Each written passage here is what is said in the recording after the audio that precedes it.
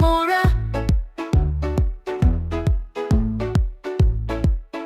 ಎತ್ತು ಹತ್ತು ಎಪ್ಪತ್ತು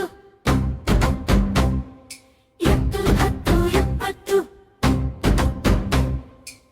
ಹತ್ತು ಹತ್ತು ಇಪ್ಪತ್ತು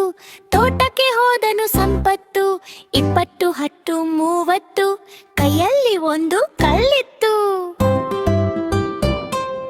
30 10 40 ಎದುರಿಗೆ ಮಾವಿನ ಮರವಿತ್ತು 40 10 50 ಮಾವಿನ ಮರದಲ್ಲಿ ಕಾಯಿತ್ತು 50 10 60 ಕಲ್ಲನು ಬೀಸಿದ ಸಂಪತ್ತು 60 10 70 ಕಾಯಿಯು ತಪ ತಪ ಉದುರಿತ್ತು